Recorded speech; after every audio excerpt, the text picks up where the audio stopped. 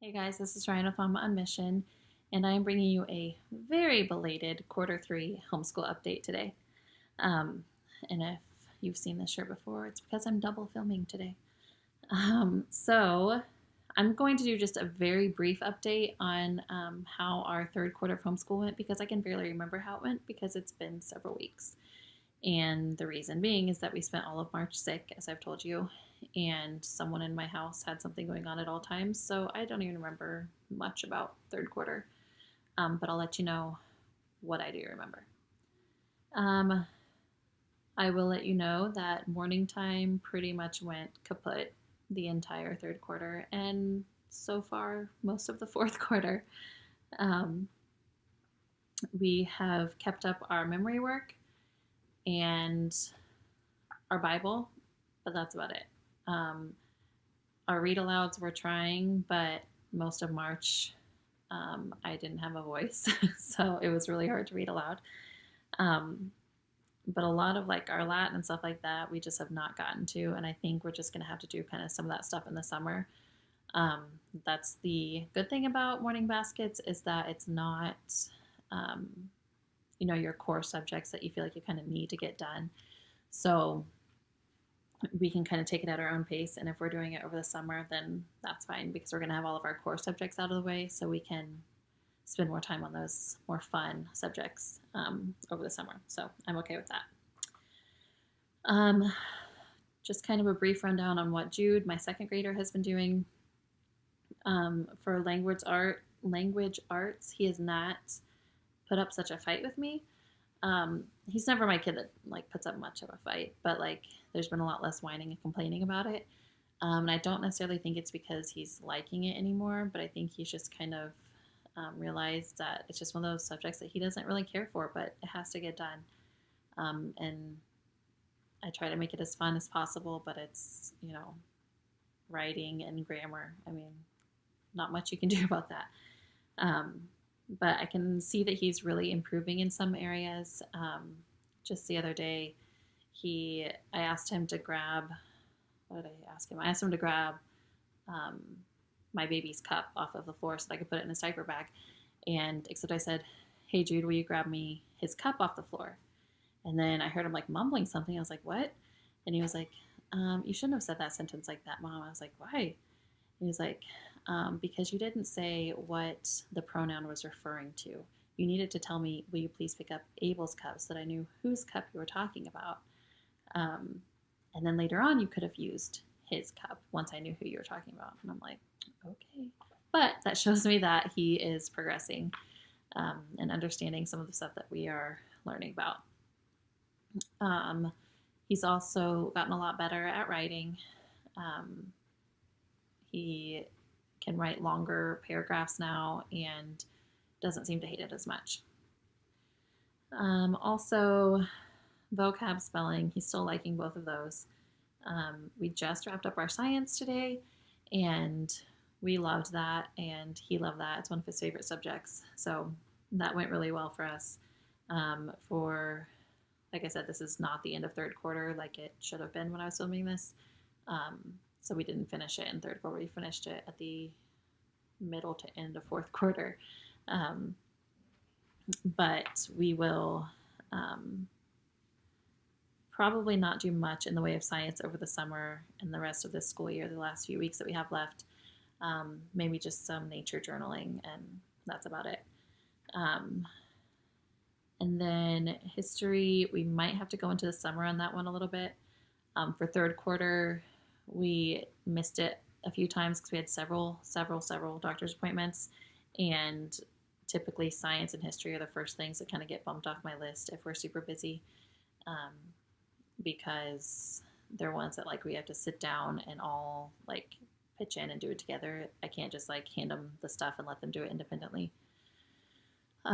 So we got a little behind on our history, but if we have to go into the summer a little bit, that will be fine. And I feel like in math, he has also grown a lot. Which he's always been pretty good at math. He's just, some of these concepts are just really clicking. He kept looking at some of the multiplication that was coming up like later in the book, earlier in the year. he was like, I don't understand this, Mom. I'm never going to get that. And he was really worried about it. I'm like, you'll be fine. And sure enough, he's like, it just makes so much sense to him. And some of the ways that he thinks to like work out problems kind of make me laugh because it's definitely not how I think, but he's figuring them out and I'm all for that. So on to Jonas, my kindergartner. Again, he's a very young kindergartner. He technically should still be in pre-K, but he was just chomping at the bit to get going on school, so we went ahead and did it. He is making lots of progress in reading. He's not as animated or excited as my older son was when he learned to read, and so I'm like, it just doesn't seem as like a big deal to him. But I just went in there. They're having their rest time right now, and I just went in there and I told him while I was gone, because I was filming another video, that I wanted him to read a whole book to himself. And then I went in there and he had read it. And he's like, but I didn't know these two words. And then, like, when I actually like made him slow down and look at them, he knew them. So he's reading some easy books now. And he's just not as like passionate as my older son, but he's doing it.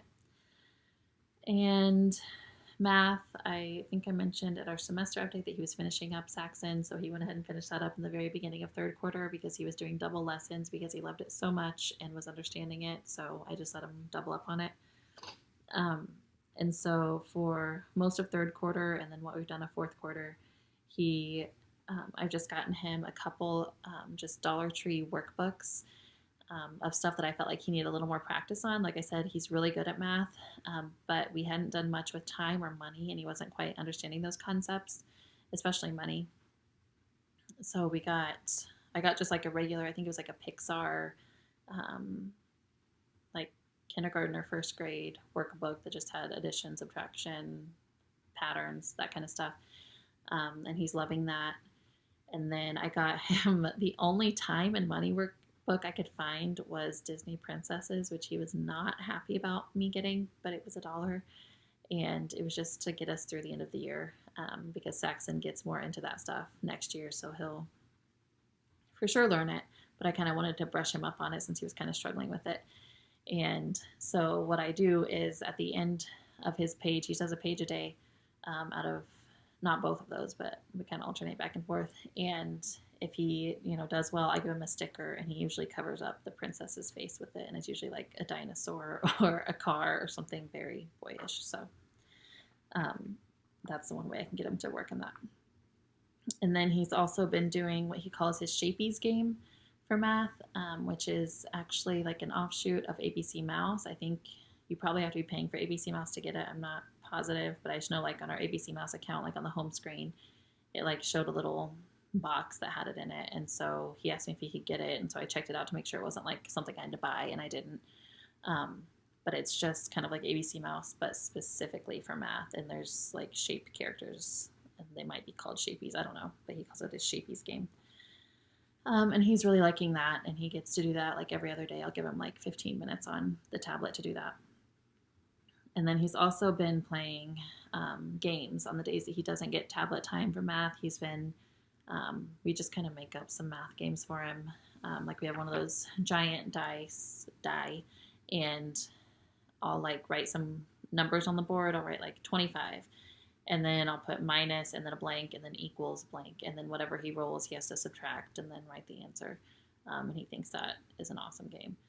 He's just playing a lot of board games lately with his brother. That's his new obsession, and I feel like for kindergarten, that's really good math practice. So Sorry and Trouble are both like on the top of his list of games, so I just let them do that.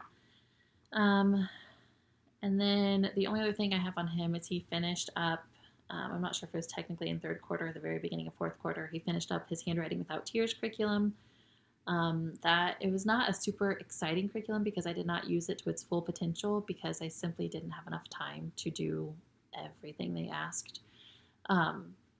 But we used the workbook, and I did some of like their wording on how to form the letters, and we would use the workbook, and then we would go and do it on the whiteboard or the chalkboard or whatever.